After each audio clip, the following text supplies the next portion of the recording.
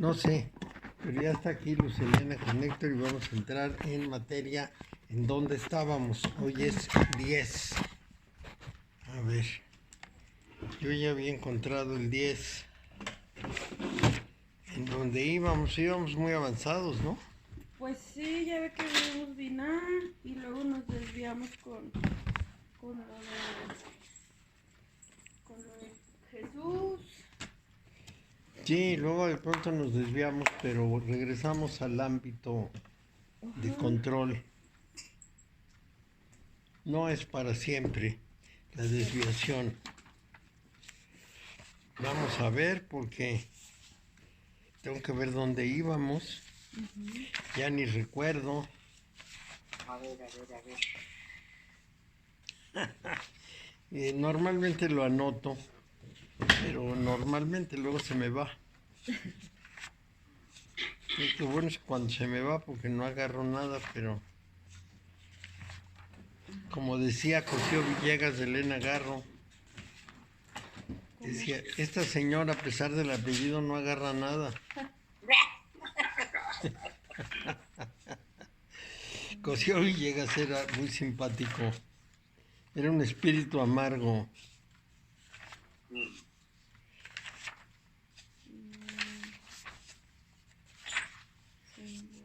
Trabajaba en el mismo edificio que yo.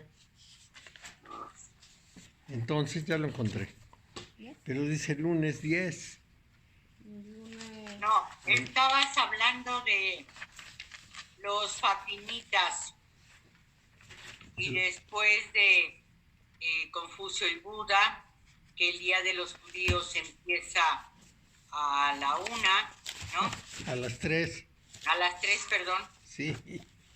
Perdón, a las 3 de la tarde, del pentalón, el día espiritual de los 12 discípulos.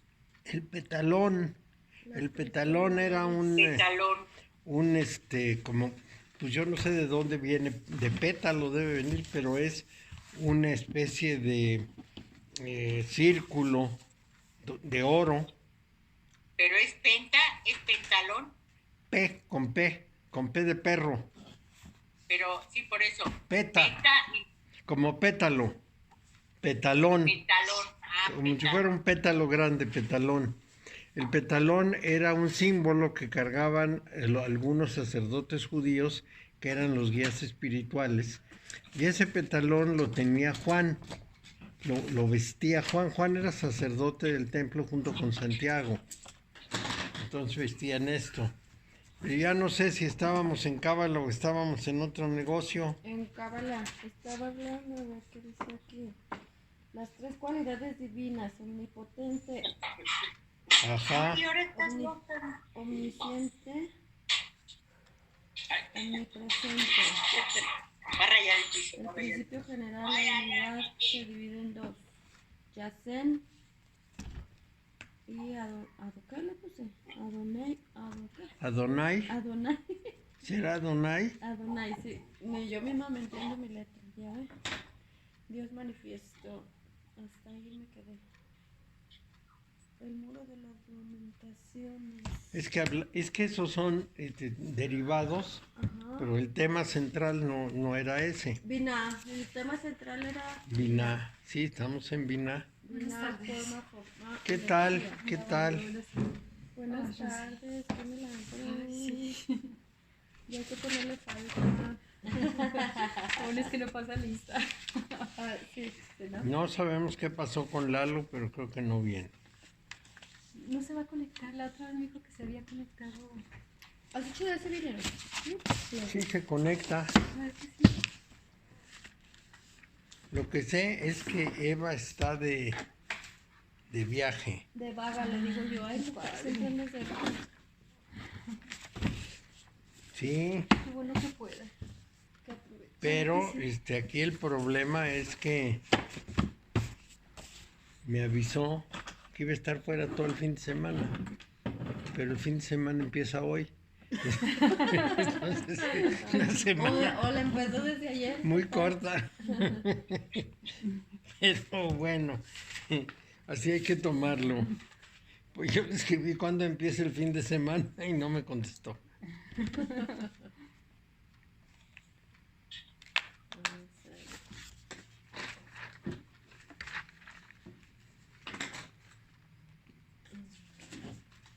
Bueno, vamos sobre Binah.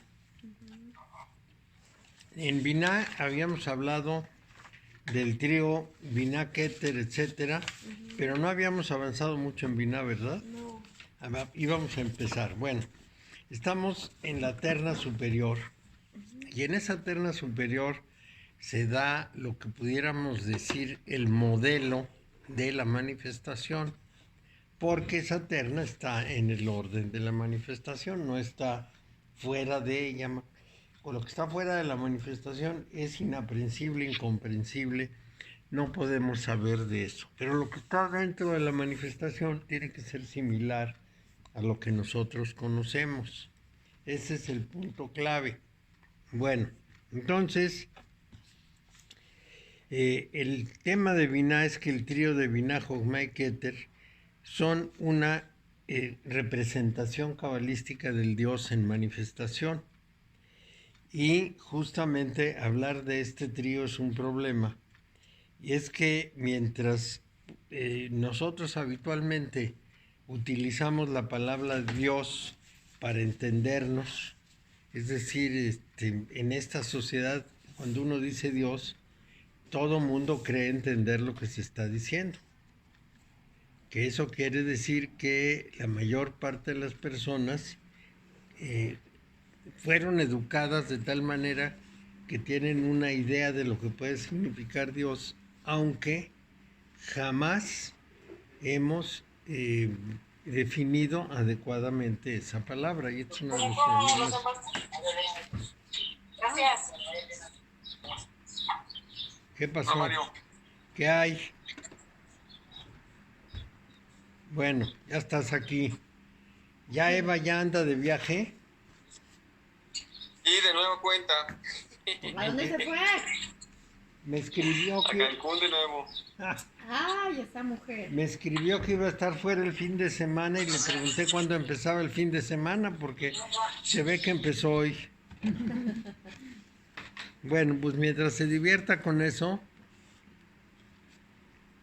bueno, estábamos en el trío de la manifestación. Ese trío es muy complicado porque hablamos de él sin tener lo que pudiéramos decir un contacto directo, una cercanía, una visión directa, una conciencia clara de qué estamos hablando. Y la razón es muy simple.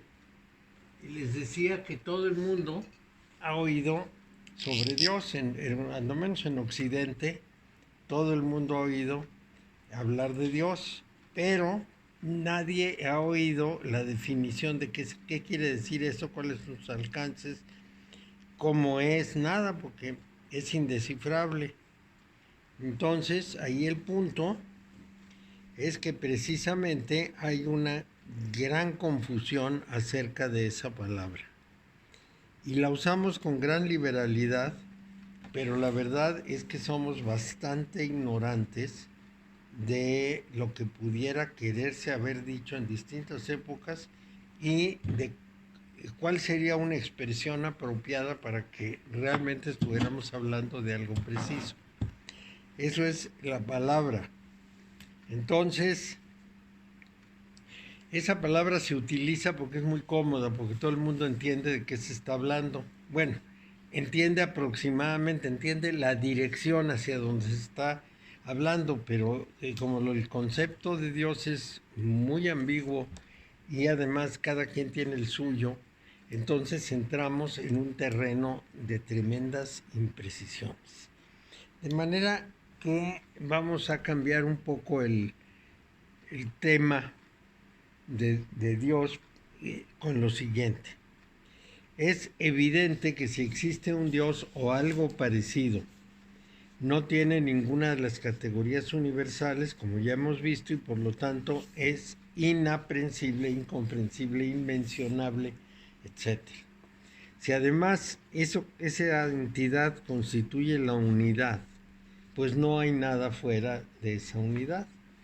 Eso es lo que llevó a muchos a decir que nosotros, como universo estábamos dentro de la mente divina, porque la unidad es una y no puede haber nadie que hable de ella desde afuera. Bueno, los cabalistas lo resolvieron de otra manera. Para ellos, Dios es una experiencia personal y no una abstracción, no una abstracción definida como uno crea, no. Es una experiencia personal, las personas experimentan a Dios. Ayer una alumna que es psicóloga me decía, bueno, pues si es una experiencia personal, entonces pues es un invento de tu mente. Y yo le contestaba con Santa Teresa de Ávila. Santa Teresa de Ávila dice que el alma no está en el cuerpo, no es el cuerpo. Y no está en el cuerpo, no es física. Entonces ella habla de las moradas interiores. O sea, uno puede estar más o menos en una idea vaga de lo que es ese ser. Y poquito a poco puede ir penetrando hasta que llega a una morada muy íntima dentro de la persona, que no es su cuerpo, que se refleja a través del cuerpo, pero que no es su cuerpo, en donde encuentra esa experiencia de la unión con Dios. Para resumir lo que dice Santa Teresa, porque el libro es muy largo. Pero aquí el tema es precisamente que lo que ella considera el alma como distinta del cuerpo está dentro de las moradas personales, no en el cuerpo, no en la cabeza, sino que el alma sería una manifestación en nosotros o una presencia en nosotros de una realidad superior. Esa presencia de la realidad superior se manifiesta de una manera que pudiéramos llamar experiencial dentro de nosotros, porque está ahí y porque es de la misma esencia que esa realidad de la que estamos hablando, a la que llamamos Dios.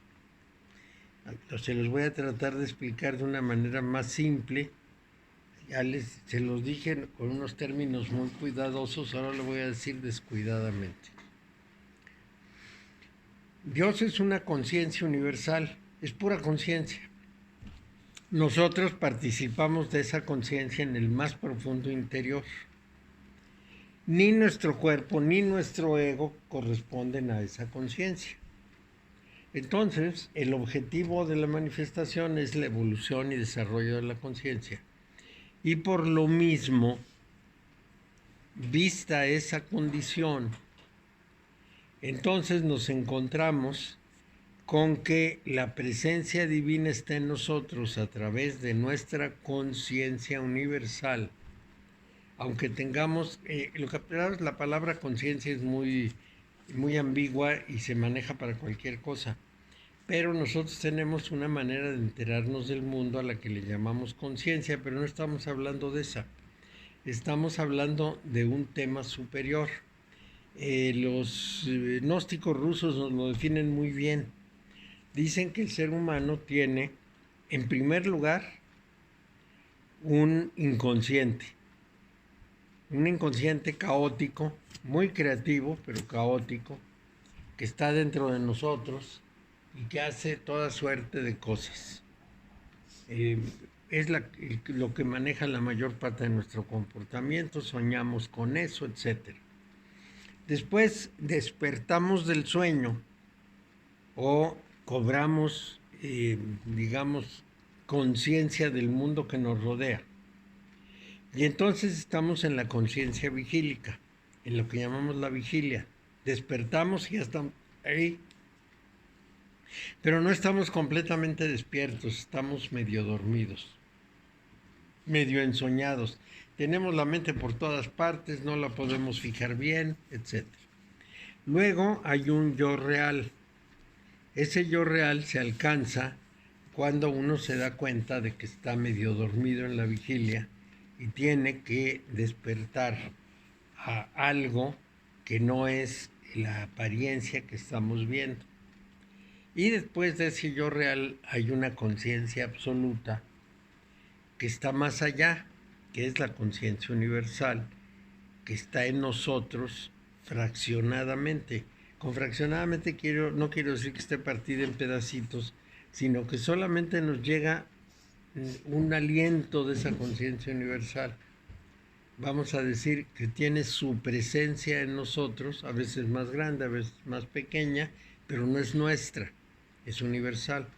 Entonces, cuando el ser humano se adentra profundamente, se topa con esa realidad. Y al toparse con esa realidad, su vida se transforma profundamente. Más o menos por ahí estaría el tema.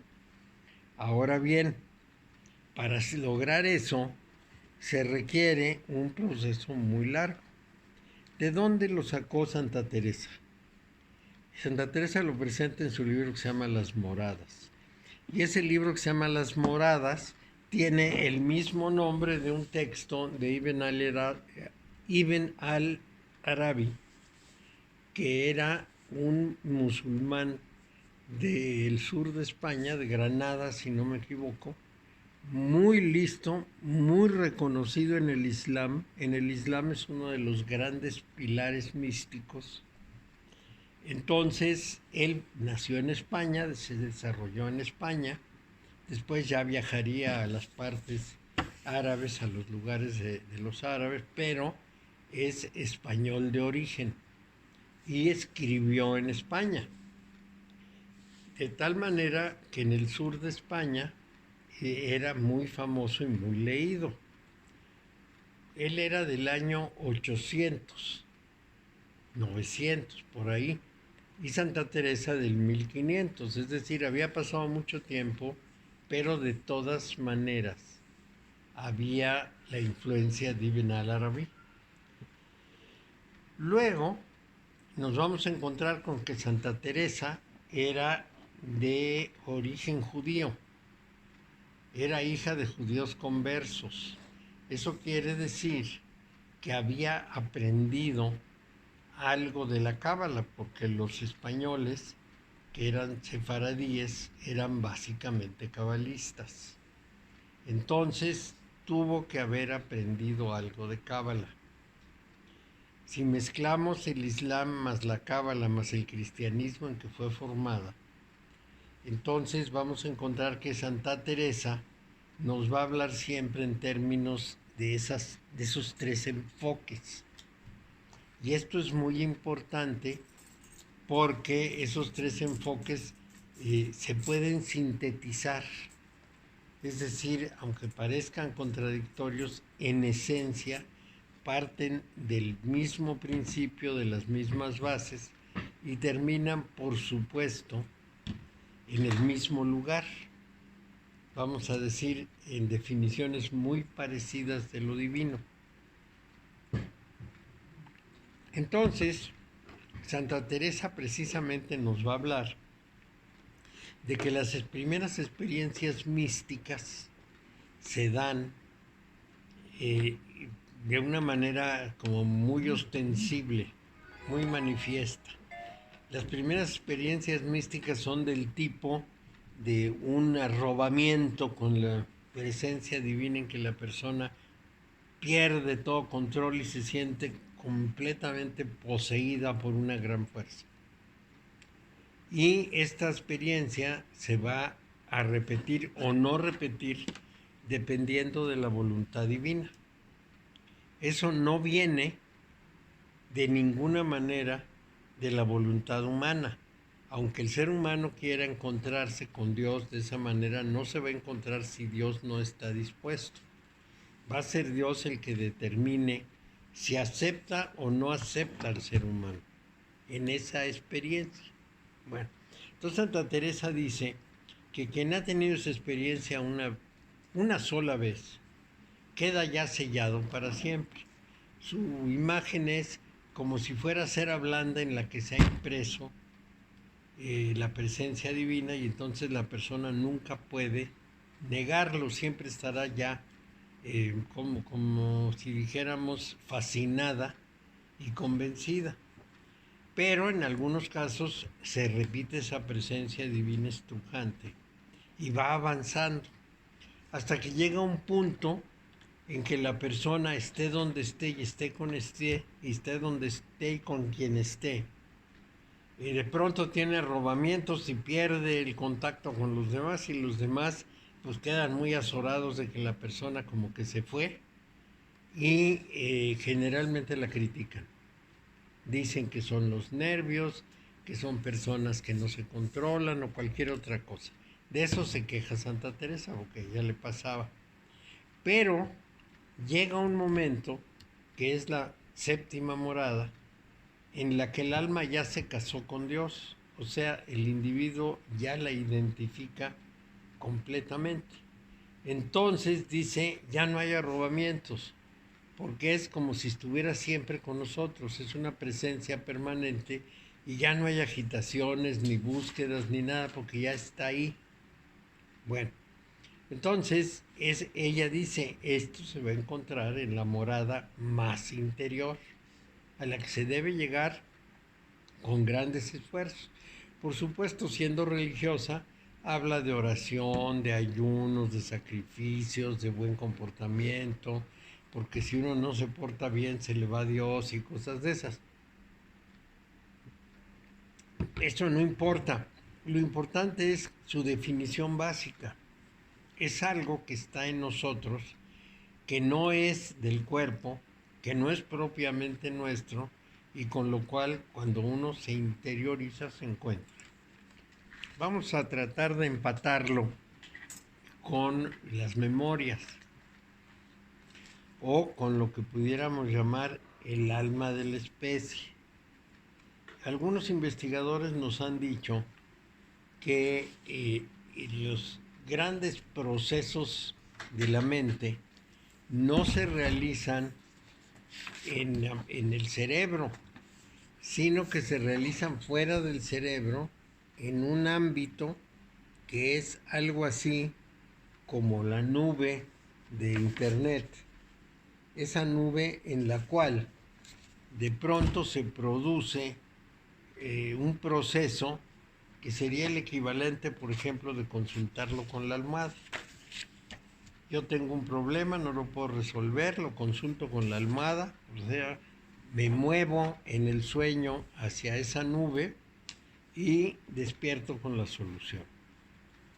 Esto y sería el equivalente de lo que les estoy contando. Es decir, no soy yo, es una mente colectiva, pero todavía estamos dentro de la humanidad. A eso se le llamaría el alma de la especie. Esa alma de la especie tiene soluciones, tiene historia, tiene recuerdos, tiene de todo. Si nos vamos un poco más lejos, descubrimos que en nosotros está la memoria del universo, porque querámoslo o no, todo nuestro cuerpo se comporta igual que cualquier partícula del universo. Es decir, nuestro comportamiento no se sale ni un miligramo de lo que pudiéramos llamar las características universales básicas. De manera que también tenemos la memoria del universo, la memoria cósmica. Tenemos la memoria de la especie, por ejemplo, porque nuestro cuerpo funciona biológicamente como el de toda la especie. Y nuestros átomos funcionan físicamente y químicamente como los de todo el universo. Entonces estamos totalmente imbricados en el contexto universal, pero no nos damos cuenta, nos parece tan natural que nos resulta difícil darnos cuenta de que la mayor parte de lo que nos ocurre está totalmente entrelazado con el universo. No hay ningún proceso químico interno en mi cuerpo, ningún proceso biológico de cualquier tipo y ninguna condición física que pueda escapar de los principios universales. Entonces ahí estoy agarrado. Bueno, En ese sentido, estoy unido a todo el universo a través de mi cuerpo. Y en este momento estoy hablando del cuerpo.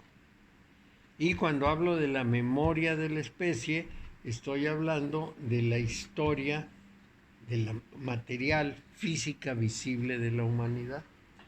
Mientras que esa alma, o ese alma que nosotros tenemos como, ¿qué diríamos? Como una participación en la conciencia universal, esa está fuera completamente del lado físico. Corresponde a un tipo de realidad que es la realidad divina, de la que no tenemos la menor idea. Si a cualquiera le preguntamos de su alma, seguramente va a decir que tiene un alma. A mí me parece rarísimo porque una persona que nunca ha reflexionado en estas cosas, que no tiene idea ni lo que dice, de pronto sostiene que su alma esto y aquello, y dice uno, ¿cómo se le ocurre hablar con esa ligereza? Es una ligereza enorme porque los supuestos sobre el alma pues son incomprobables, ¿no? No hay manera de demostrarlos. Entonces requiere una cuidadosa reflexión para más o menos atreverse a moverse un poco en el terreno. Pero en principio uno participa del alma universal.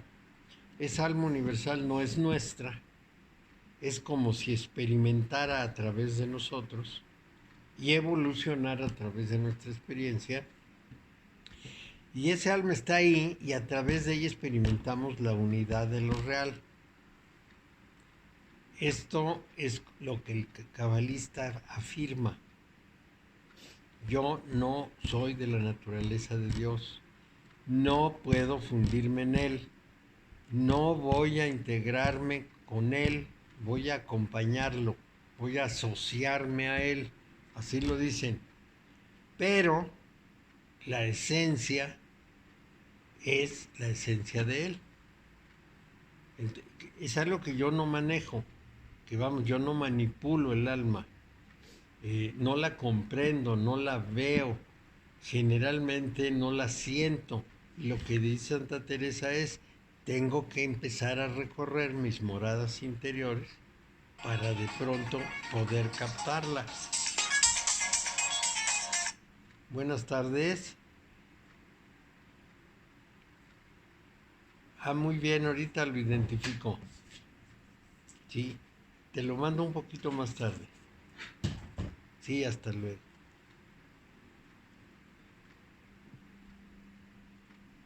Ay, ay, ay. Bueno, entonces, esa identificación del alma es una cosa muy complicada. Porque, en primer lugar, las personas deben creer que la tienen. Y luego buscarla de una manera casi desesperante porque tienen que renunciar a muchas cosas, tienen que creer en muchas cosas y en general pudiéramos decir que no les anima mucho la idea. Nada más cantan que tienen un alma, pero si uno les dice, bueno, ¿y qué vas a hacer con eso? ¿Y cómo la vas a explorar? Y tal, no, eso ya es otra cosa. Suponen, porque esa es la enseñanza eclesiástica, que si se portan bien, pues el alma crecerá mucho y estará muy liberada. Y que si se portan mal, pues no. Pero como no saben bien a bien qué quiere decir portarse bien y mal, pues quién sabe cómo les vaya. Pero aquí lo importante no es eso, sino que no le dedican ninguna atención. Entonces no lo encuentran. Bueno, entonces volvemos al punto de arranque. Para los cabalistas, Dios es una experiencia personal, no es una realidad abstracta, imaginada con pies, manos y ojos, ni con voluntades, ni nada por el estilo. Solamente el ser humano la puede experimentar, pero no puede concebir nada que tenga que ver con ella. Bueno, entonces, la suposición implícita en el uso de la palabra Dios es exactamente que diríamos, suponemos y entendemos que ese Dios es el autor de todo y que actúa y que está vigilándonos y que está muy atento a nosotros y que hace cosas con relación a nosotros. Y todo esto no es sino la enseñanza eclesiástica, que es la fuente de donde sacamos la idea. Con un poco de reflexión nos damos cuenta de que eso no puede ser. Y curiosamente, si Dios es una experiencia personal, pues una experiencia personal no se parece a otra. Y prácticamente cuando dos personas quieren dialogar de Dios, pues no se van a entender nunca. Bueno, el título de Biná es traducido como entendimiento. En algún punto hemos hablado de un principio general que dice que la información, si no se comprende, si no pasa por el entendimiento, tiene una utilidad muy escasa. Es decir, el conocimiento lo puede uno tener, pero si no lo comprende, si no lo ha pasado por el entendimiento, no puede aprovecharlo, no sabe qué hacer con eso, no lo convierte en vida. Bueno, entonces Biná es entendimiento y a veces se le llama también inteligencia. El título de Jogma, en cambio, es sabiduría. Es como se traduce Jogma, como sabiduría. Y el de Keter se traduce corona. Y aquí pensemos que no habla de cabeza, sino de corona, más arriba de la cabeza. Es algo similar al séptimo chakra. El séptimo chakra está fuera de la cabeza arriba de la fontanela. Entonces, estamos hablando de un concepto parecido. Es la corona. Bueno, a estos sefirot se les llama los supernos, o supernales, o celestiales, o simplemente alguna de las dos, o celestiales o supernales celestiales.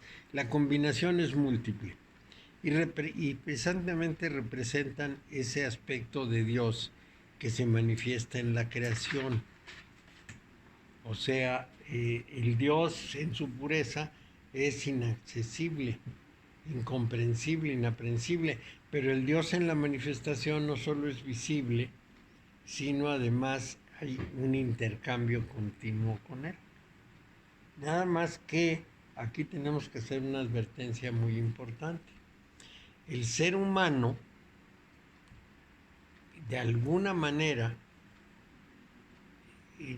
vive y experimenta en función de su manera de ver el mundo, de su capacidad para ver el mundo. Experimenta las cosas a través de su limitación personal, hasta donde puede captar con los sentidos, hasta donde puede entender, hasta donde puede soltarse. Entonces, ahí tenemos que tener en cuenta que esta capacidad precisamente de entender lo que podría ser esa tríada supernal, depende de una persona a la otra. Ya no es un asunto en que haya una teoría general que alguien pueda leer y decir se trata de esto. Depende mucho de lo que la persona haya desarrollado personalmente, para que su percepción y su experiencia sean, vamos a decir, suficientemente definidas en sus términos. Y por lo mismo cada quien tiene los términos de verla. Hay otro aspecto de Dios en la Cábala, que es el Dios real. El Dios real, el Ein Sof, es otro aspecto de Dios. Entonces hay un Dios en la manifestación, lo identificamos en la manifestación, pero hay un Dios de verdad que es el Ein Sof, es decir, el que se hace manifiesto en la manifestación, pero está oculto. Y ese Dios oculto es incomprensible, inaprensible, impensable. Entonces siempre tenemos que hacer esa división. Hay uno que es visible y hay uno que es invisible. Hay, digamos, dentro del visible, una gama de apreciaciones dependiendo de la persona. Y una gama de apreciaciones de cómo puede manejarse ese concepto dependiendo de las capacidades de la persona. Esto se los voy a decir de otra manera porque es un tema muy complicado. Dicen los judíos que nosotros tenemos una diferencia importante de uno a otro en nuestra capacidad de percibir la presencia divina a través de la luz que emite, y que tenemos también una limitación creada por nuestro conocimiento. Mientras más conocimiento tenga yo, más va a influir mi conocimiento en lo que percibo. O sea, si yo soy una persona que estudió mucho, entonces cuando me enfrento a cualquier fenómeno, tengo una cantidad enorme de sugerencias, de asociación y de interpretaciones. En cambio, si no tengo toda esa información, pues lo que me llega como me llega. No le pongo adornos. Bueno, ahí las cosas son muy complicadas. Y esto es precisamente el motivo por el cual entendemos que ese ser divino, para manifestarse al ser humano, ha utilizado siempre personas, bueno, no siempre, casi siempre, personas que no tienen juicio propio. Es decir, el vagabundo que anda por ahí se convierte en profeta. Rara vez nombrará profetas a personas muy entendidas. En general, hará profetas a los que no van a interpretar nada. Porque es muy simple. Y si Dios habla con una persona que nació en el campo, vivió en el campo y no está enterada más que de cómo sembrar, pues lo que le diga lo va a repetir. Pero si me utiliza a mí, yo voy a elaborar una cantidad de cosas y quién sabe qué salga diciendo, entonces no me utiliza. Si no sé, ese no, porque se va a deformar todo, mejor se lo digo a quien no tiene forma de quitarle ni ponerle.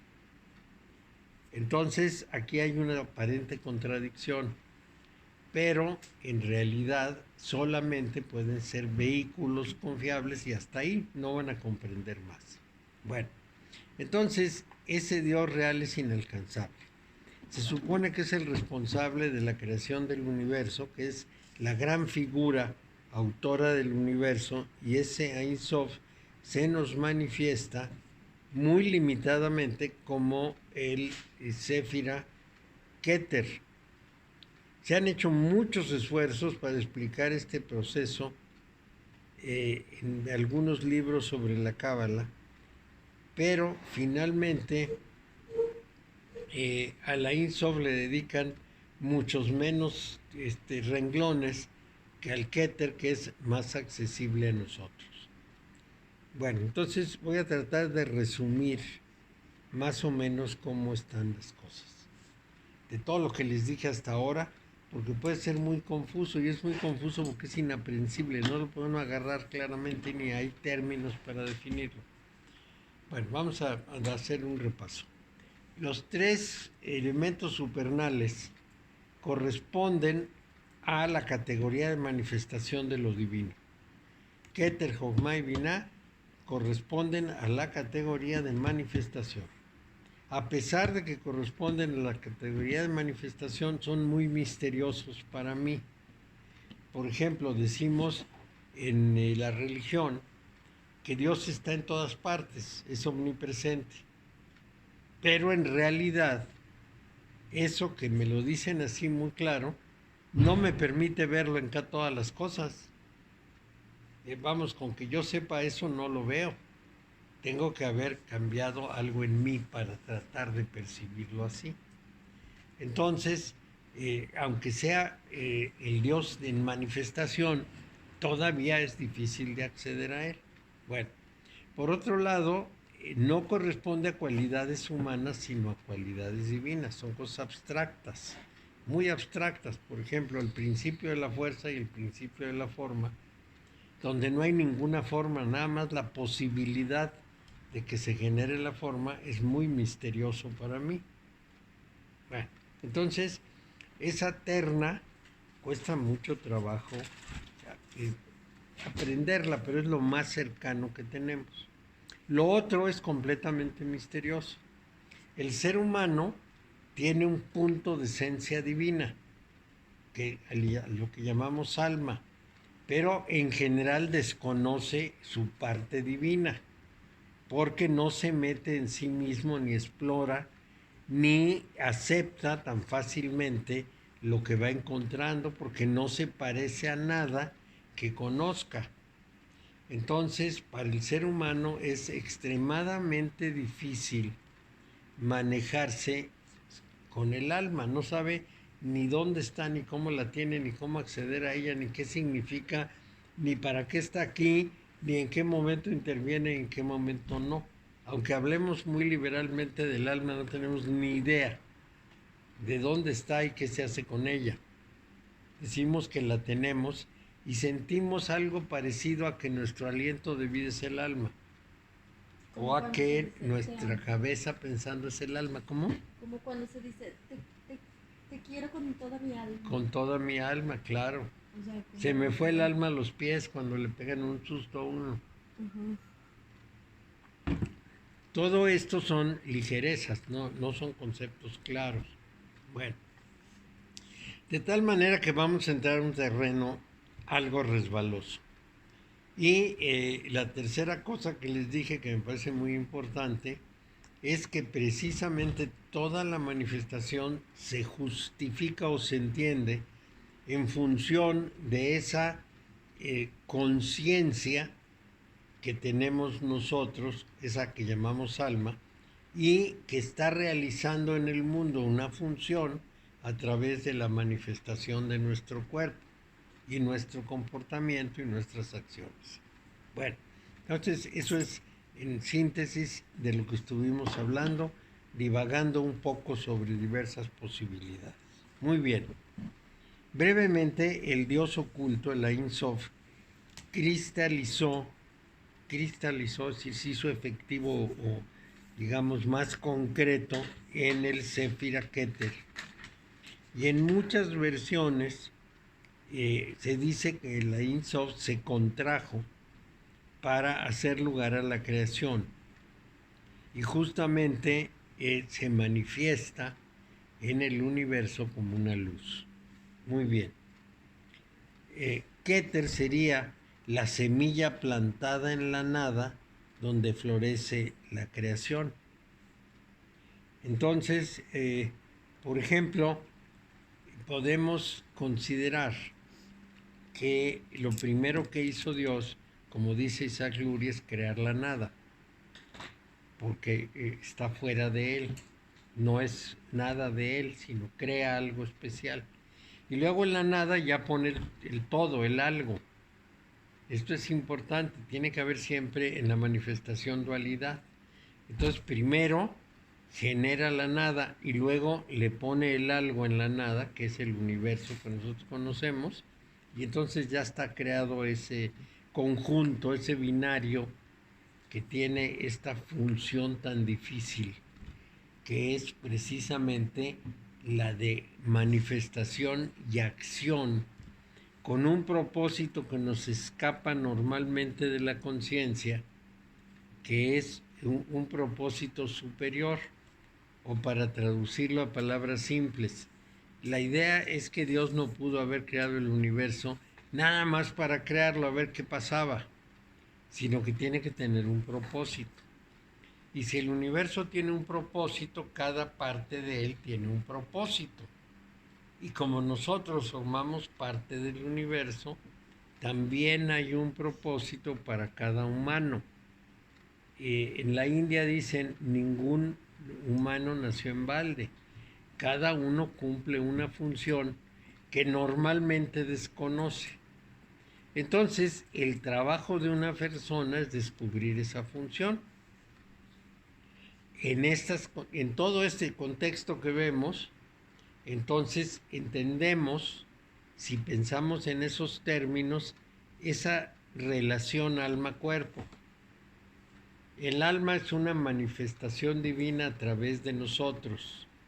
El cuerpo es un medio de acción y la realización del cuerpo va a alimentar la presencia del alma en la tierra en una persona específica.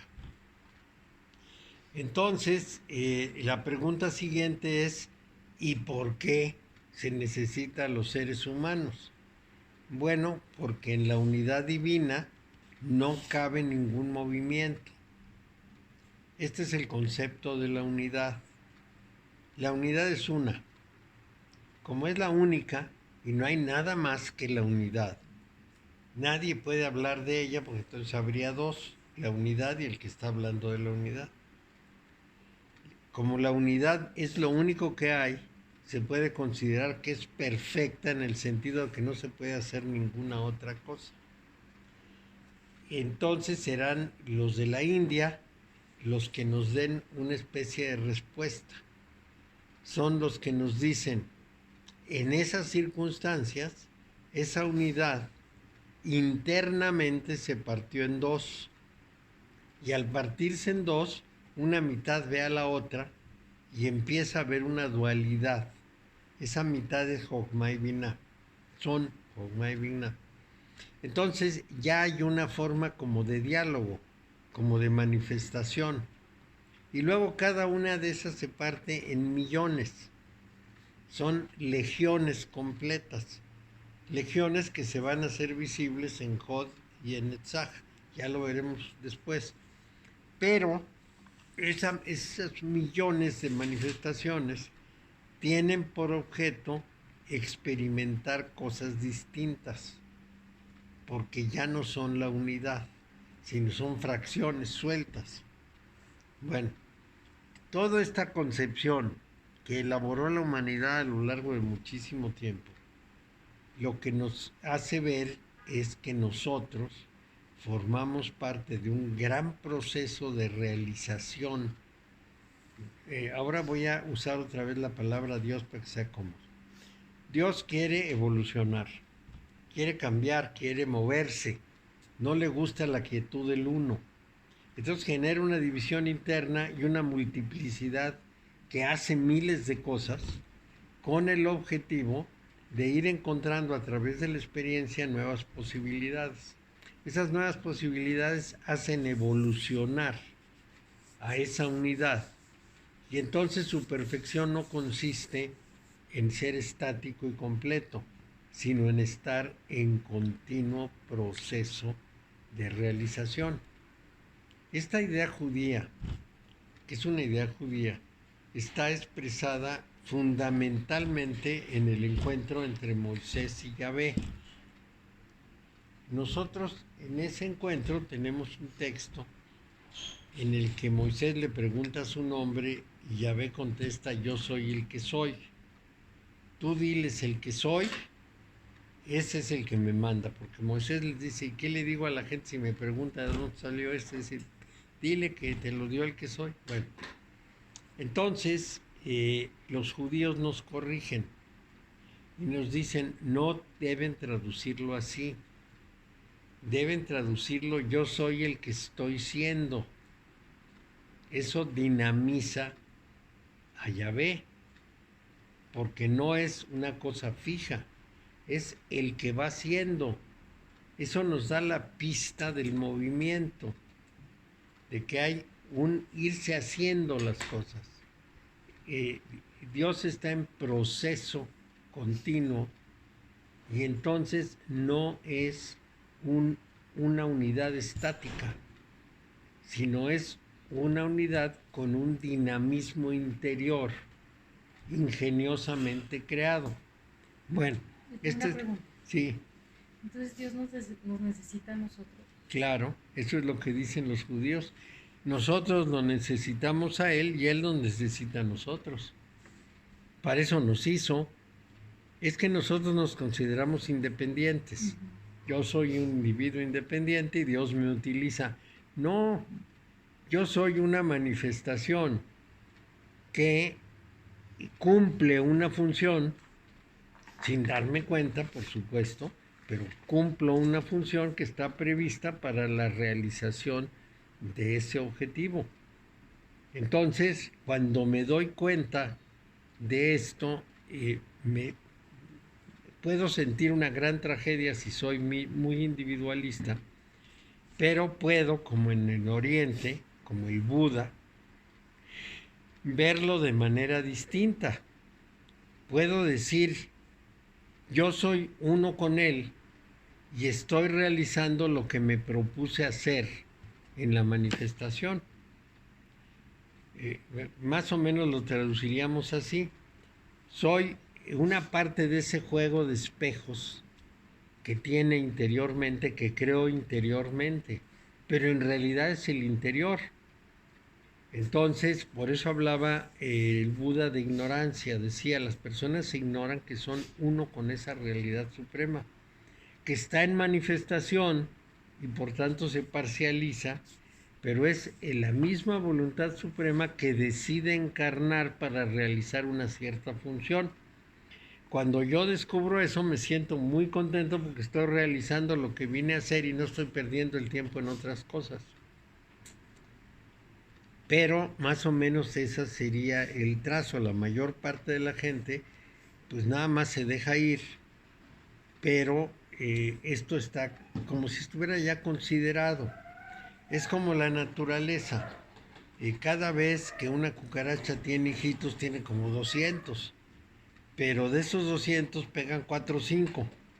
Los demás, bueno, son el desperdicio necesario, son clipots. Por lo tanto, lo mismo pasa en la humanidad. Hay una gran cantidad de singularidades en el juego de espejos. Unas cuantas de esas singularidades se dan cuenta cuál es su función, cuál es su papel, quiénes son realmente, y los demás pues se quedan en la ilusión. Y andan bailando con la ilusión por ahí y no pasa nada, es el desperdicio necesario. Es como cuando labramos una escultura y le quitamos todo lo que sobra, como decía Miguel Ángel. Entonces todo eso que cae pues es desperdicio, pero se configura una escultura. Igual pasa en este caso. Hay una gran cantidad de desperdicio, pero en las personas en que verdaderamente hubo esa comprensión, ya son utilizables para el fin determinado. Más o menos así estaría el tema.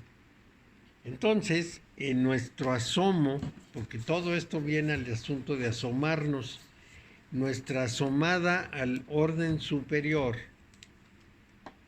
tiene que tener todos esos supuestos. Primer supuesto, no puedo ver el orden superior con ninguno de mis sentidos, porque no tiene ninguna de las características de lo que mis sentidos captan. Esa es la primera condición. ¿O puedo qué? Yo no puedo captar ese orden superior con mis sentidos, porque mis sentidos no están hechos para captar esas formas de realidad, sino las de la manifestación. A ver, lo traduzco. Mis sentidos solo captan impulsos electromagnéticos y Dios no es un impulso electromagnético, entonces no lo puedo captar. Soy muy limitado para captar eso. Bueno, entonces no lo puedo captar con mis sentidos. Esto es importantísimo. No lo puedo captar con mis conceptos, porque mis conceptos son del tamaño de mis sentidos. Son del tamaño de mi experiencia en el mundo.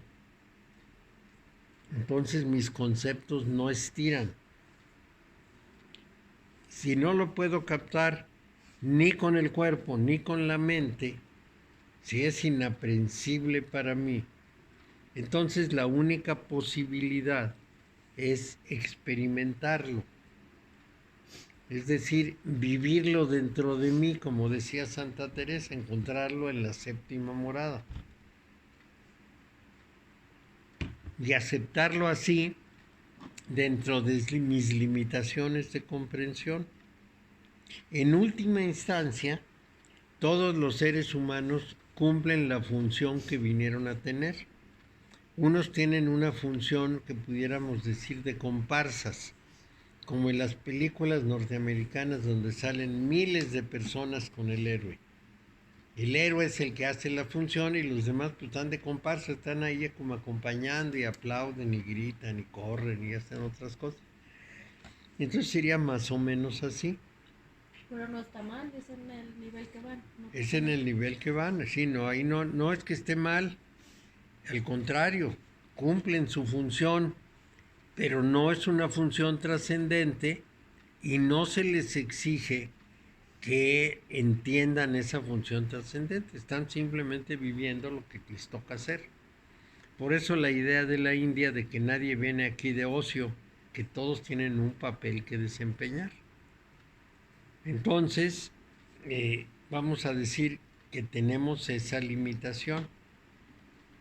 Bueno, hay una muy interesante imagen que yo busqué y no encontré porque la tenía yo en un librito y el librito, quién sabe en dónde fue a parar. ¿Quién se lo prestó? Pues no, quién sabe si lo presté, yo no sé ni qué pasó con el librito. Pero ponen al revés el árbol de la cábala. Entonces, digamos la parte de arriba, vamos a tomarlo de aquí. La parte de acá son las raíces y la parte de arriba son los frutos del árbol. O si lo vemos al revés, los frutos están acá y las raíces están arriba. Esa es una representación muy singular y muy instructiva. También representa el cuerpo, ¿no? La cabeza. Sí, también, pero en este caso, con esa inversión las cosas cambian. La raíz es Keter y la manifestación es el fruto. Bueno, entonces es una metáfora que muestra precisamente a Keter alargado en la tierra de la Ein Sof con el resto de Sefirot que forman el tronco, las ramas y las hojas de un árbol.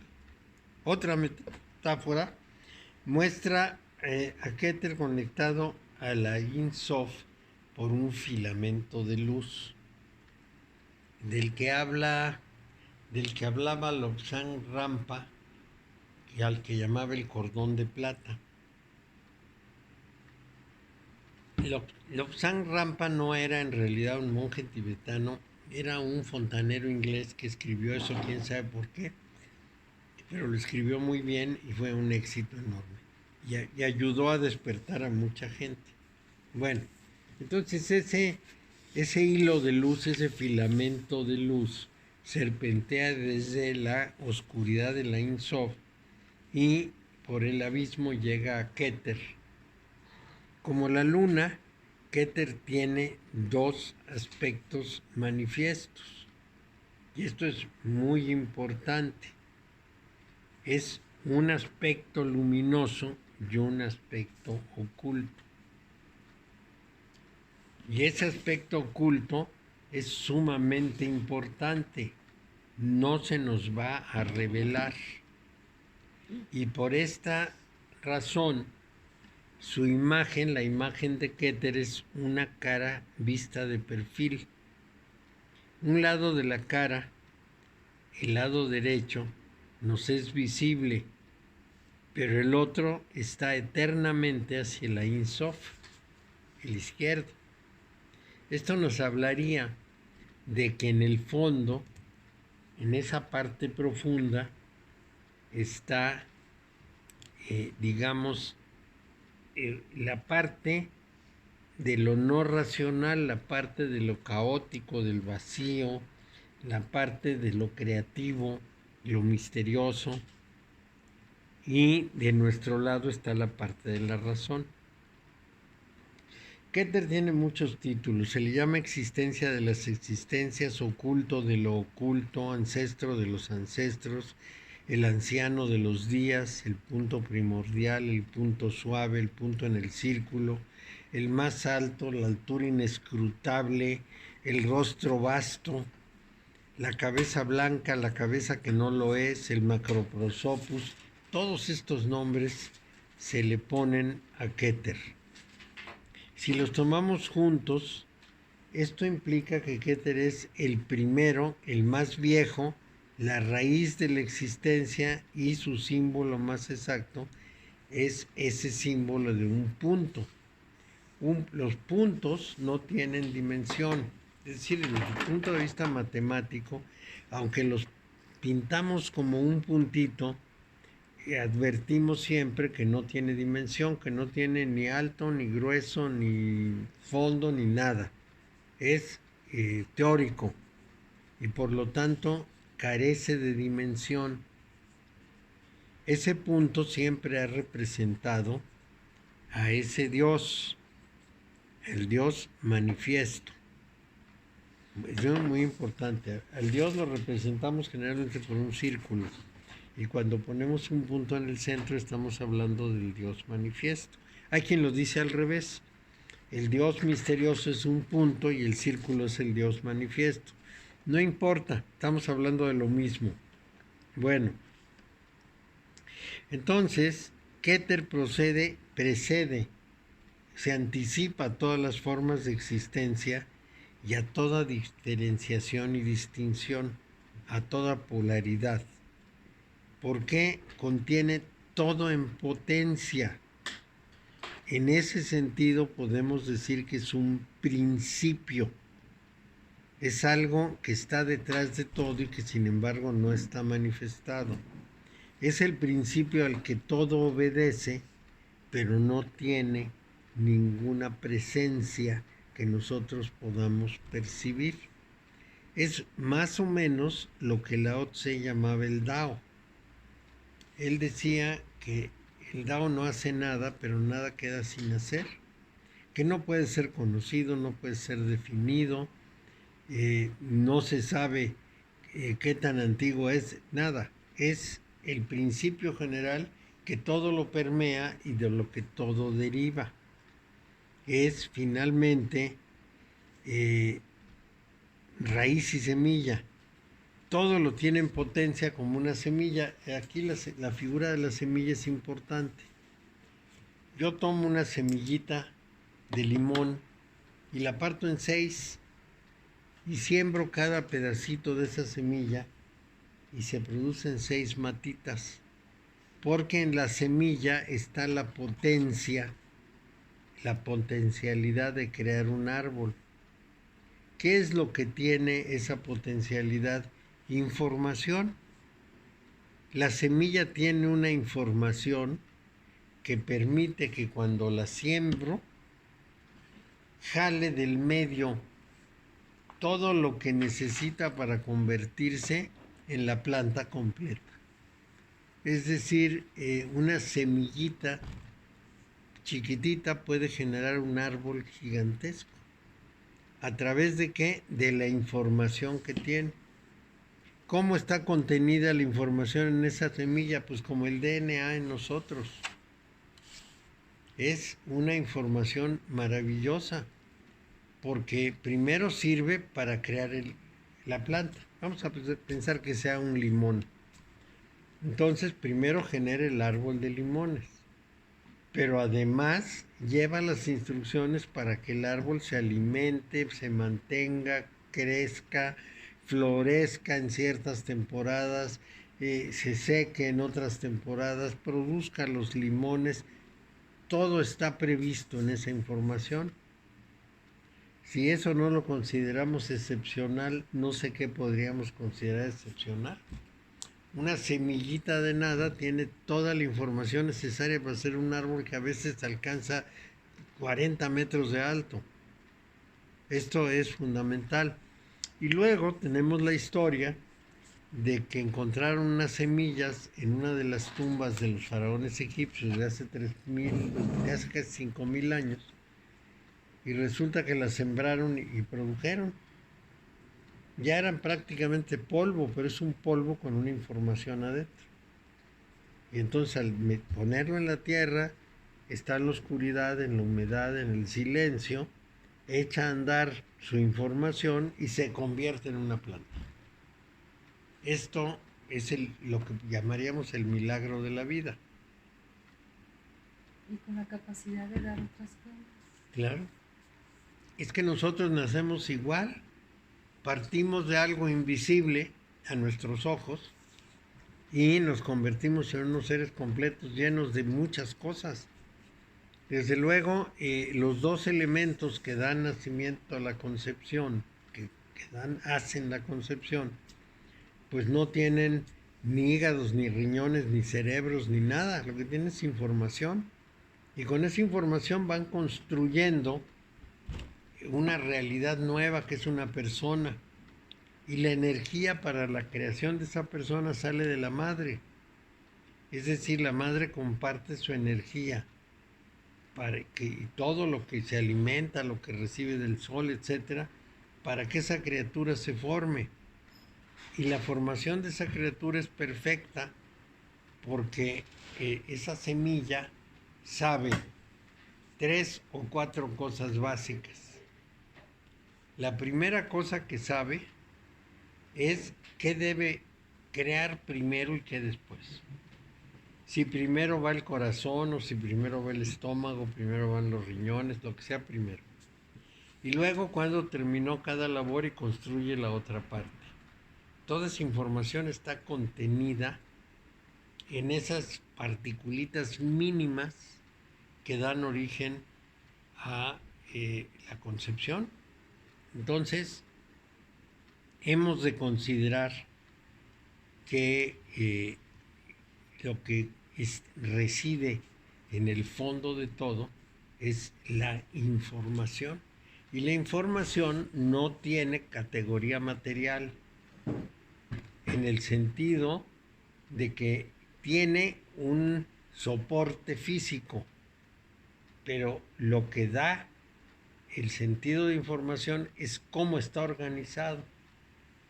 Este es el punto más difícil de entender, porque yo puedo tomar todos los materiales que integran, por ejemplo, el ADN.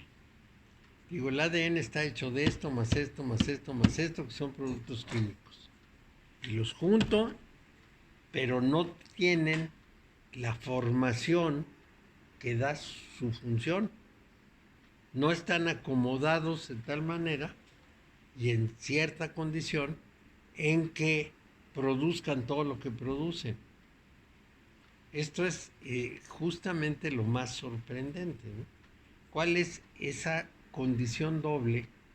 Por un lado, la información y por otro, la estructura de la información que hace que esa información opere. Porque si no, no hay nada. La información no es física. La información es organización, es forma. Forma de lo físico, pero su forma. Vamos a decir, yo puedo tener un fierro en un pedazo de metal, pero ese fierro, así como este que tengo aquí, pero ese fierro no es un tornillo. Le tengo que dar la forma para que sirva de tornillo. Es lo mismo. Tiene que tener una composición tal, una organización tal, que sirva para el objetivo. Entonces, eso me lleva pues a lo infinitamente pequeño, de donde brota toda la organización universal. De ahí que digan que el Big Bang pudo surgir de una partícula invisible, pequeñísima, en la cual estaba contenido todo el conjunto de elementos necesarios para crear un universo. Esto todavía no lo entendemos con toda claridad porque es muy difícil de comprenderse. Entonces, Keter contiene todo el potencial, como una semilla tiene todo el potencial para convertirse en un árbol. No es todavía un árbol. tiene ese potencial. Ahora bien, esa semilla no va a servir para una sola vez. Esa semilla genera un árbol que a su vez genera semillas que van a generar otros árboles. Así es que constantemente se repite. De ahí deducimos que toda la labor divina es un proceso continuo. Y de ahí sacan los cabalistas que Dios está creando el universo constantemente porque está generando esa condición de repetición. Es pues un universo dinámico con un Dios dinámico, un Dios que se mueve, no que es, sino que está haciendo. Bueno, entonces esa semilla precede, está antes de y contiene todos los opuestos. No es como cualquier otra cosa, es algo muy especial. Entonces se puede decir que contiene un infinito bien, pero como es manifestación tiene que contener un infinito mal. Bueno, entonces en Keter está todo el amor del mundo, pero alrededor del amor está todo el odio. Nunca debemos olvidar que toda manifestación es de binarios y que implica las dos cosas. Válgame Dios.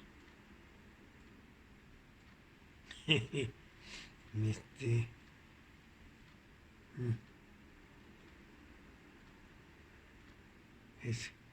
¿Cuál? Bueno, perdón un momento porque nos están mandando mensajes personas de la clase.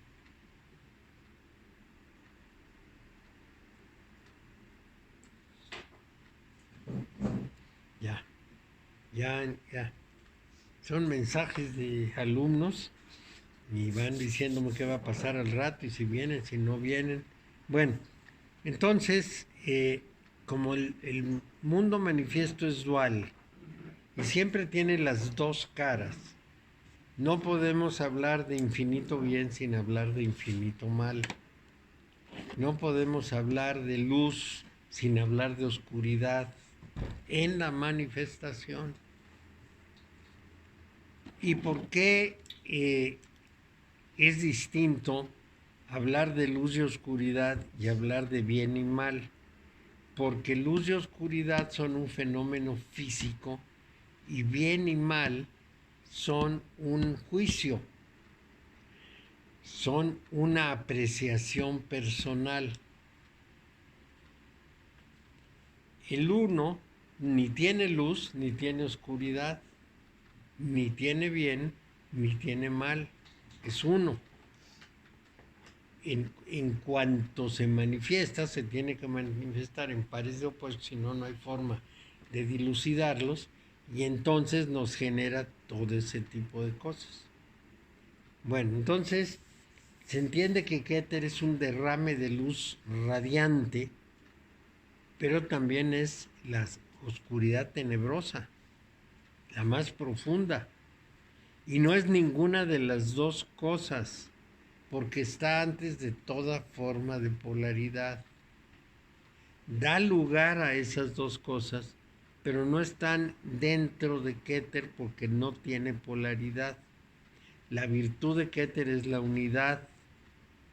Es un punto sin extensión, sin cualidades, pero contiene todo el universo dentro de sí como un potencial por formarse, como la semilla contiene todo el árbol. Bueno, entonces Keter es muy complicado. Si se dan cuenta, me he tardado mucho en describir estas cosas y le he dado muchas vueltas y lo he querido presentar de mil maneras, a veces más acertadas, a veces menos, porque es sumamente misterioso y difícil. El Zohar, que es el libro tan importante del que hemos hablado muchas veces, lo presenta de una manera muy singular. porque lo va a citar de una manera pues, casi poética, ¿no? Dice, Keter ha sido formado y aún como si no hubiera sido formado. Ha sido conformado para que mantenga todas las cosas, aún no está formado viendo que él no es descubierto. Cuando es conformado, produjo las 9 luces que brillaron desde él, desde su conformación. Y sigue diciendo cosas así, que cuesta trabajo seguir, a menos que uno tenga ya la idea y poquito a poco vaya descifrándola. Bueno, la polaridad está contenida en Keter en la forma de Jogma y Binah, que son por un lado la sabiduría y por el otro lado la comprensión divinas. Jogma es la sabiduría divina y la fuerza divina, y Binah es la comprensión de esa sabiduría y por lo tanto la formación, es decir, la idea de dotar de forma, porque la comprensión le da forma a las cosas. Si no, no tendrían forma. Si a mí me llega la información y no la puedo interpretar, no le doy forma. Bueno, entonces, y los cabalistas han representado esta polaridad usando la más sencilla de las metáforas, el hombre y la mujer. Jogma es Abba, el padre, y Binah es la madre. Y ya. Y el mundo entero es visto como el hijo de ese continuo y sin fin copulamiento de ese par divino.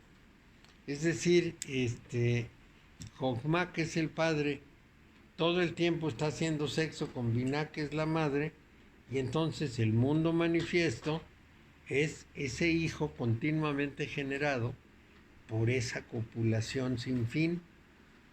Esta manera de ver las cosas de los judíos es clásico. Como a ellos el sexo no les parece horroroso, ni culpígeno, ni lleno de horrores y de castigos y de contradicciones, entonces presentan estos asuntos divinos muy emparejados con la vida sexual. Y así presentan esto. Es decir, la fuerza divina todo el tiempo está generando los modelos de manifestación. Son todavía modelos, pero los está generando continuamente. Y entonces esa cópula divina es importantísima. Bueno, entonces dice un texto precisamente del menor santo ensamblaje del Zohar, dice, ven y contempla cuando el más santo ancestro, el oculto de los ocultamientos, deseó ser formado. Él conformó todas las cosas bajo la forma de hombre y mujer, y en este lugar son comprendidos, es decir, considerados o incluidos el hombre y la mujer. Entonces lo ve así y simplifica mucho la manera de captarlo. Ellos, dice, no podrían existir permanentemente en otro aspecto que el de hombre y mujer, estando unidos sus rostros. Y esta sabiduría, que es Jogma, abarcando todas las cosas, cuando fue y brilló desde el más santo ancestro, brilló bajo la forma de hombre y mujer. A partir de esto, esta sabiduría es extendida y es encontrada, que se convirtió igualmente en hombre y mujer, y así sigue. Entonces, los judíos van a ver el mundo en esos términos, porque es mucho más sencillo comprenderlo así que tratar de hacerlo de otra manera. Nosotros ahora decimos que Jogma es la parte activa, el impulso creador, y que Binah es la parte receptiva, la que le da forma. Pero volvemos a la misma idea, el hombre, la mujer, la concepción y luego la síntesis de ambos en el hijo, porque en el hijo quedan expresadas las dos partes. Entonces, esa forma básica que es universal termina en una familia, el padre, la madre, el hijo y la familia. A veces en vez de la familia ponen la hija, pero en la presentación vertical. En la presentación triangular son el padre, la madre, el hijo y la familia. Y entonces entendemos muy bien por qué hablamos de la síntesis de los binarios. La fuerza es una característica, la forma es otra característica. Y el resultado de esto contiene las dos partes. Contiene la parte del impulso y la parte de la forma. Y finalmente los tres generan toda esa manifestación. De ahí que el nombre de Yahvé, porque al hombre se le pone la Y, a la receptiva, a la mujer se le pone la primera A, al hijo se le pone la B y a la familia se le pone la segunda, la E de Yahvé. Entonces el nombre de Yahvé es la fórmula de creación de todo el mundo y la fórmula de interpretación del proceso, por eso es un nombre sagrado. Eso lo sacraliza, eso le da la fuerza de sacralización. Bueno, entonces se usa, por ejemplo, un río como una metáfora para expresar lo que hace Jokmah, es decir, para expresar ese continuo producirse de las cosas. Es la continua naturaleza de la creación. Entonces, finalmente, Binah da lugar a la realidad fenomenal, a los fenómenos que vemos. Y desde luego, para esto utilizan símbolos fálicos, que son los de Jokmah, y símbolos uterinos, que son los de Binah. En una cultura antigua, por ejemplo, en los celtas, vamos a encontrar el símbolo fálico en los menires y el símbolo uterino en el caldero. Si ese caldero lo movemos un poco hacia nuestra época, de los celtas para acá, entonces va a ser el Santo Grial. El Santo Grial es como un caldero, es un receptáculo. ¿Qué es lo que recibe la fuerza de vida de la sangre divina? O sea, la sangre del Cristo, y por lo tanto es también una imagen o metáfora de ese gran principio original. Eso lo vamos a encontrar continuamente. Entonces, Jokmah y Binah son la primera y primaria manifestación de la pluralidad de fuerza y forma. Entonces, Binah es como un globo de aire caliente y Jokmah es la llama que mantiene ese globo en el aire. Continuamente está dándole fuerza para que pueda moverse en el aire. Claro que la imagen no es completamente exacta, porque Binah no es la forma, es solamente la abstracción, el principio general de forma, pero es la madre de la forma. ¿Qué tal? Hola. Buenas tardes. Es la madre de la forma, crea las condiciones para que la forma se pueda manifestar.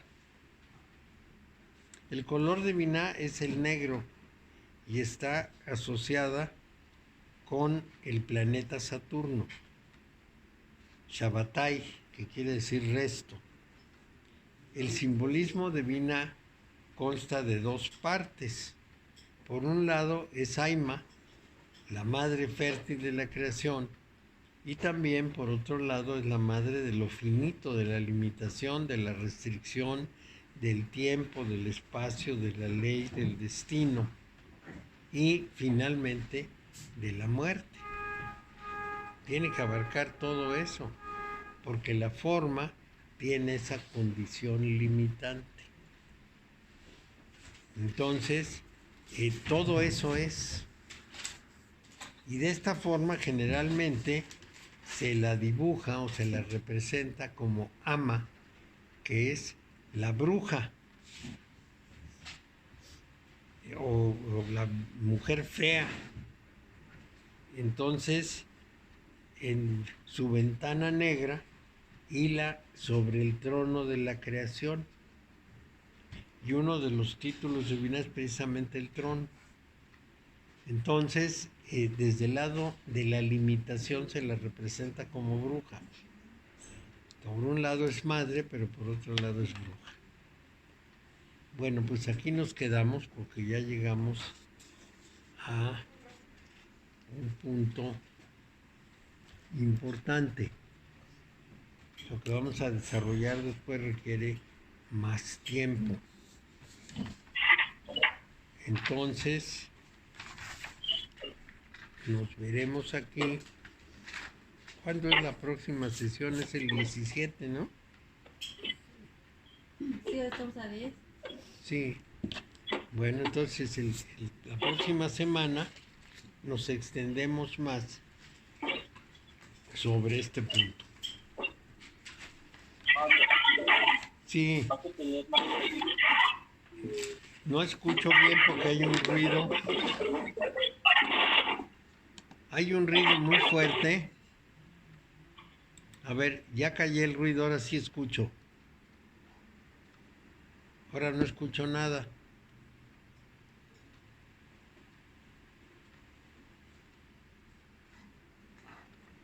¿Están apagados todos los micrófonos? Sí, sí, Yo Luz. ya lo prendí.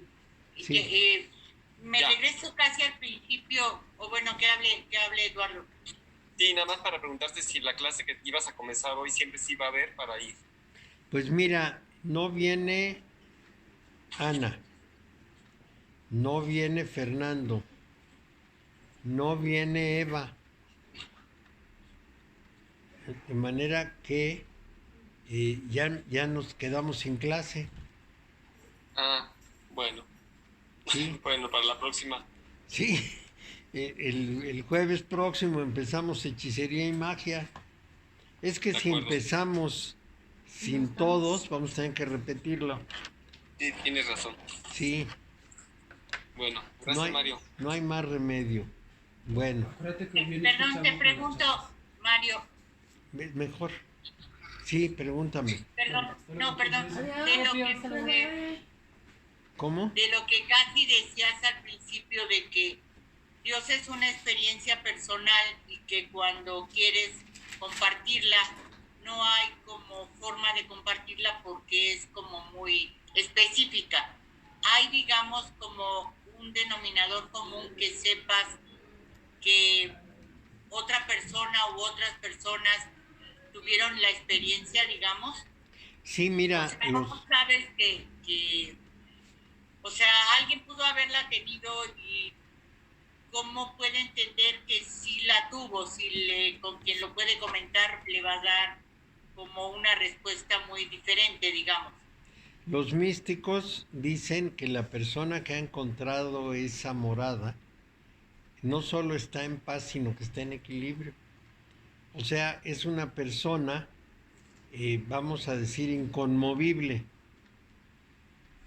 Está muy tranquila, muy equilibrada, no se altera, no tiene altibajos, sino que está en una paz completa. Y esa es la señal de los evangelios, cuando Jesús les dice a sus discípulos, mi paz les dejo, mi paz les doy. Está hablando de la fórmula de identificación.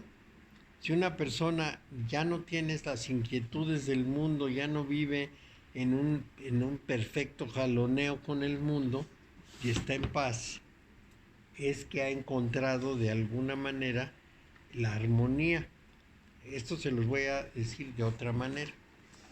Este es el árbol de la cábala.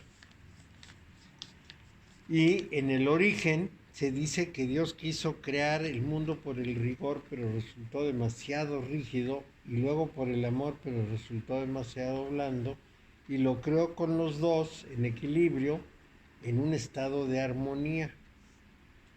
Esa armonía es el estado natural de la manifestación.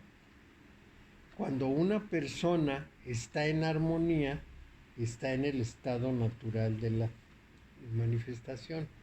Esa armonía requiere una cosa muy importante, el no ejecutar la propia voluntad, porque cada vez que uno no hace lo necesario, sino lo que decide hacer, desequilibra la armonía y hay que compensarla para el otro lado. Echa a andar el péndulo, entonces hay que regresarlo al otro lado para compensar y rearmonizar.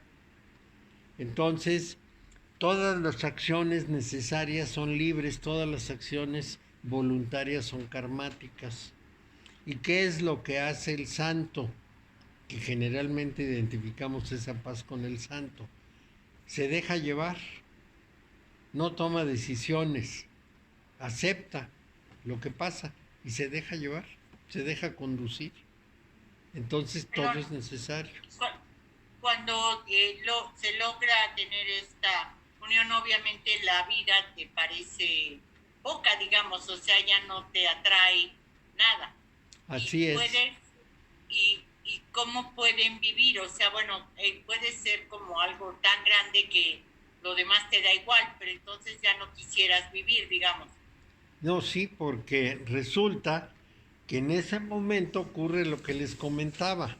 De pronto la persona sabe para qué nació, comprende que es la manifestación divina que va a realizar su propósito y lo hace con gran celo y entusiasmo. Hace lo que tiene que hacer encantado de la vida, con mucho ánimo y con mucho gusto de estar viviendo y con mucho gusto de estar haciendo lo que vino a hacer. O sea, se entrega del todo a su fin, digamos. Vamos a decir que deja de lado el ego, que es el que le mete los caprichos y las pasiones y las necesidades de ser sacudido, y dejando de lado el ego empieza a realizar su obra, y esa obra lo mantiene en equilibrio y paz, pero además la hace con mucho entusiasmo porque ya descubrió que venía a hacer eso y tiene que terminarlo. Entonces se ponen a trabajar intensamente. Esa es una cosa importante. Gracias. Pero Bueno, va fluyendo con todo lo que se le va presentando. Con todo eso. el Bhagavad Gita lo dice, hay que vivir en el mundo como si uno fuera del mundo, pero no creer en él. Hay que vivir en el mundo. Como si uno fuera del mundo, como si estuviera entusiasmado con el mundo, pero no cree en eso. Okay. Esa no es su meta. Esto es muy importante. Es decir, no aparece como algo completamente ajeno.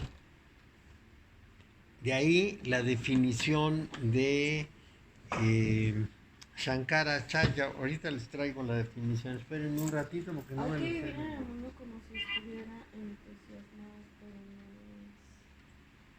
¿Qué dijo de lo necesario? ¿De lo necesario? Lo necesario es karmático. Ajá. Todas las acciones voluntarias son karmáticas. Las voluntarias. El Beato Shankara. Ajá. Sí, así dijo, todas las acciones voluntarias son karmáticas. Karmáticas, las necesarias no. El Beato Shankara, que fue un sabio de la India del año 800, lo define así: aquel que conoce está lleno de gloria, no se identifica con su cuerpo, va en él como en un carro. Si la gente le da comodidades y lujos, los disfruta y juega con ellos como niño. No tiene señal externa que lo identifique como santo. Puede vestirse con una piel de venado o de tigre o estar arropado de conocimiento puro. Podría aparecer como un loco o como un niño a nuestros ojos, o a veces como un espíritu impuro. Así va por la tierra. ¿Quién lo dice, perdón? Shankara. Shankara fue un sabio de la India que consolidó el yoga toda la práctica del yoga y toda la concepción yoga, que estaba muy dispersa, él la tomó y la unió en un gran solo cuerpo de doctrina. Murió muy joven, pero escribió 90 textos. Muy trabajador, muy dedicado. Esta es una definición muy importante. Miren, este librote que tengo es lo único que tiene escrito. Todo el libro lo dedico a esa sola frase, que es suficiente. Vámonos, pues.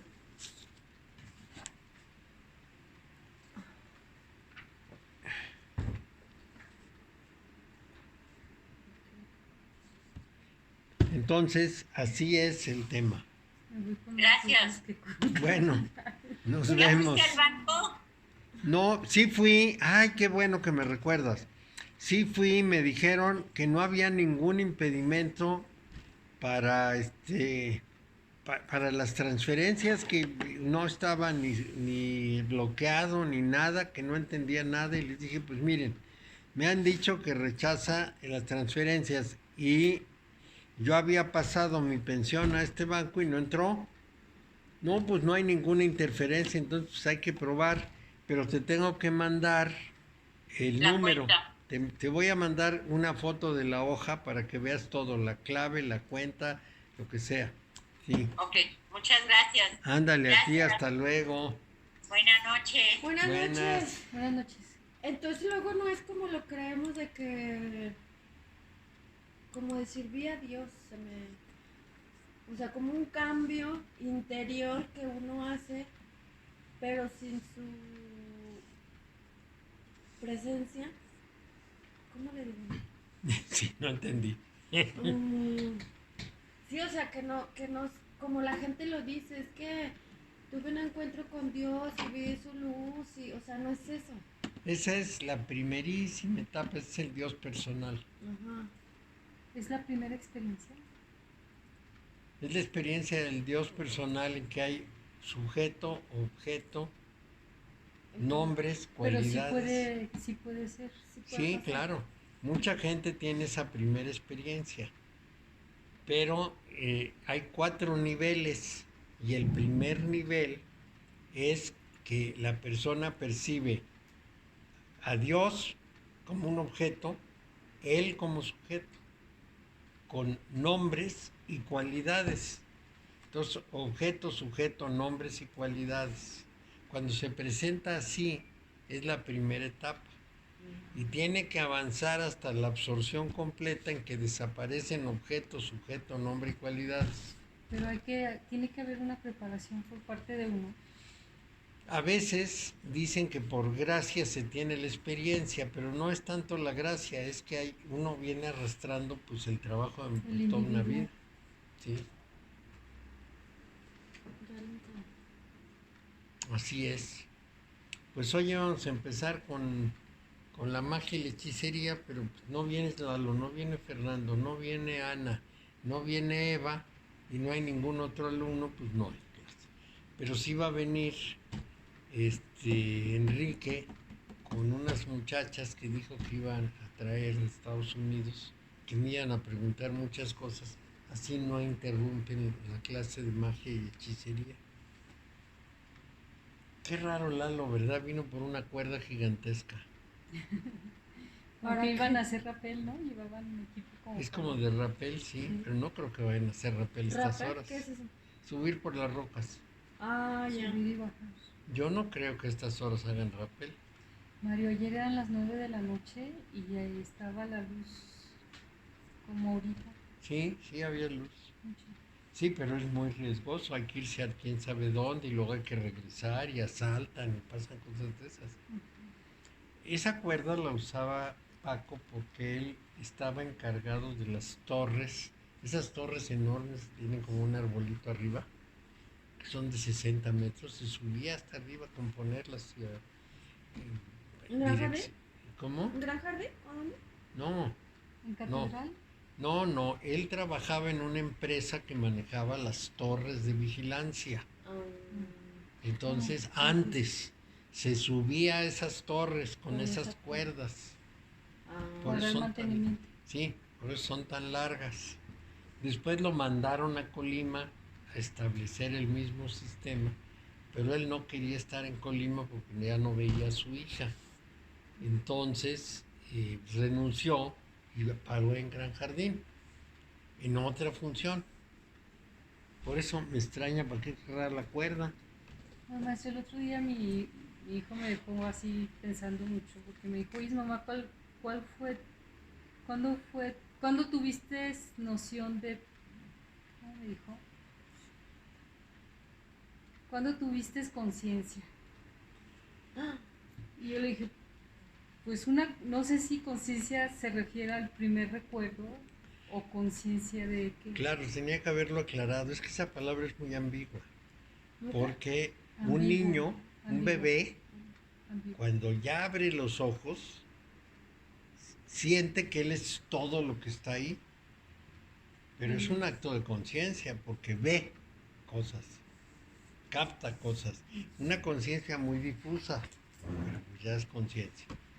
Ahora, ¿cuándo un niño empieza a ser consciente de las cosas?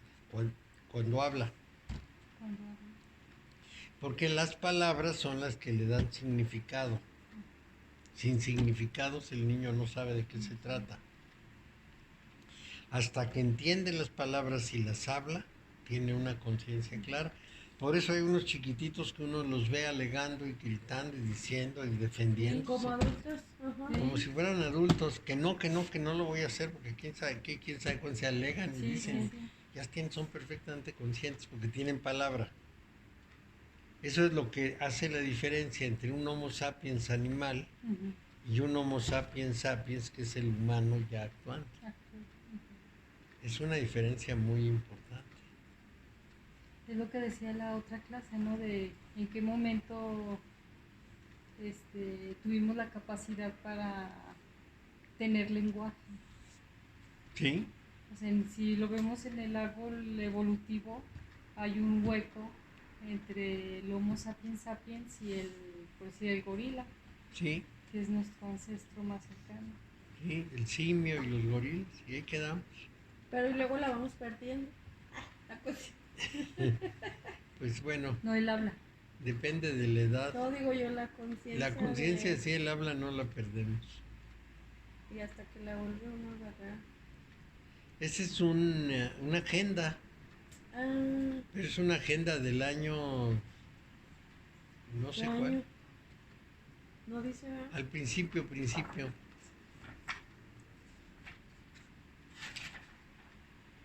1882. No, un poquito más allá. 1982. Ah, sí, eso sí, 1982. ¿Y las fotos serán de la época del 800? Pues son de muchas épocas, Pero como que son mayas, ¿no? pero eso es una agenda que hicieron en los talleres gráficos de la Nación. Y nunca la usó. Es que cuando le escribí esa frase, consideré que no podía escribir mucho más ahí. La llenaba Y toda. aquí estamos en el mismo día. Junio 10, jueves. Mira. Está bien, la podría usar este año, pero no Sí. la voy a usar. ¿Por qué dice que no? No escuché. Porque escribí esa frase que es muy importante y llena todo un libro. Ajá. No se necesita más. Entonces, ¿imparo qué quiere decir? ¿Imparo o cómo se pronuncia? ¿Imparo o imparo? No, ninguno de los dos. A veces como un espíritu Impuro. impuro. Ah, ok. Es que sí. Esa es su letra. Sí, Suya. la manuscrita. Ay, es que sí hubo una que otra que no la entendí. Parece impreso. Sí. Es que la letra manuscrita, pues ya no se enseñó a partir de cierto momento. Ajá. Le iba a preguntar otra cosa aquí. Por ejemplo, si Abba es el padre. Abba, con Abba, doble B. perdón. Abba. Y la madre no tiene. Aima. Ujú. Aima. Ay, no. Abba, ella sí le